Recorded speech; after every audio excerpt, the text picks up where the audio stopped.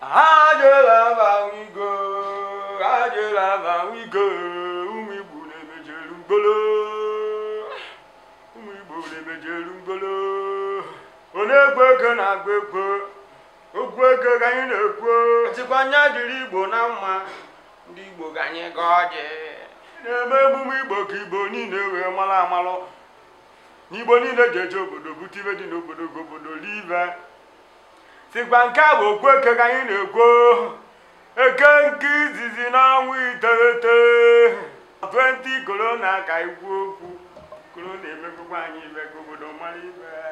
Asịkwa m Igbo n'Igbo na anyị ji adị ndụ dịka nka. Korona megwado n'ume ana na anyị ji adị ndụ dịka nka na anyị ji eji obodo gbakọ obodo bute ibe dị n'obodo ka ndị nọ n'ụlọ ibe anyị ekwu. Sịkwa m onye ji ọjị ji ndụ n'aka Igbo niile anyị ji ejiri ọfọ jide ogwu ka nkwuo m okwu ka obodo gwere egwu.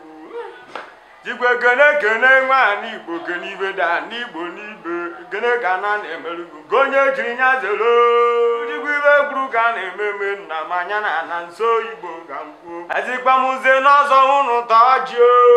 Azịkwa m ibe niile na-ejere Igbo ozi unu takwuo. Azịkwa m ekete anyị eketere anyị ife ọma. Azịkwa nya jiri nwoke na mmanya jiri nwaanyị na m ndụ nwoke ndụ nwaanyị ekete akegbuola anyị ndị riri agbosu. Anọ n'ihu na mara ibe abịa zụrụ ka m kwuo n'unu aja gwa na aba anyị arụ na gwazie ego na anyị ji eje kewuo unu ka unu kwuru ibe nna ya zi obi n'igwe ka ọ gọzizie ọjị ka anyị taa n'otu ụta n'igbe nzigi Igbo niile taa n'otu ụta n'igbe ibe ka a na-ayọ site na Kristi onye nwe anyị ekwuo na anyị bụjikwa ibe kwuru ka a na-eme maka na nwa gbara dị na onweri etu eji jide eji aka agbụkwana ya onweri etu eji gbuo onye eji aka ahụkwana ya na ọkụ ibe oji ekwuri ya n'ọnụ anụkwa ndị ekwucha ata ma nkwucha eji oke nkịta eji eju anya n'ịgba n'ude na-eri ya aja onye jụrụ aja na